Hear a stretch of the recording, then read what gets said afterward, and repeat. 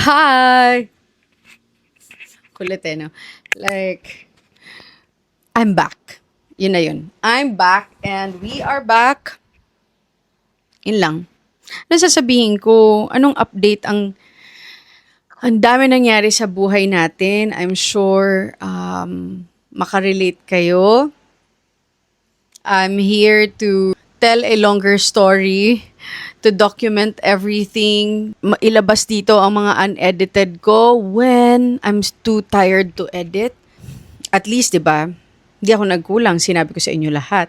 Baka hindi ko i-edit, so baka antukin kayo. But I am here to just show you. I have a mic. Oh, may bago tayong mic. May mic na tayo this time. What else? Nag-upgrade na rin tayo ng phone. 16 na yung gamit natin. Meron na rin tayong mga camera, ganyan.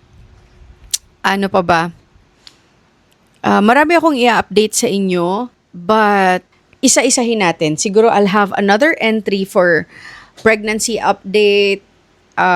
Currently, this year is 2026 and we're not getting any younger. What else? Right now, I'm attending a wedding with my husband, Nak's husband. Sa kanyang isa sa mga groomsmen din niya. What else? Yun lang. Ngayon, nandito pa din tayo. Hindi pa rin tayo umaalis sa journey ng pagiging healthy. It should be like that. And to try to lose weight. So ngayon ay talagang, guys, mga queens, sobrang hirap magpapayat. Yun lang, ang hirap talaga. Sana built na lang yung katawan natin na talagang automatically payat na tayo. Or hindi tayo agad-agad tumataba. Kahit na isang araw pa lang ako kumakain, the bloatness is real. Yeah.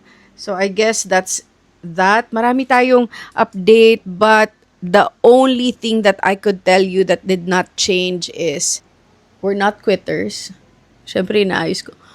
Hindi pa rin naman tayo nagko-quit. Lumalaban pa din tayo.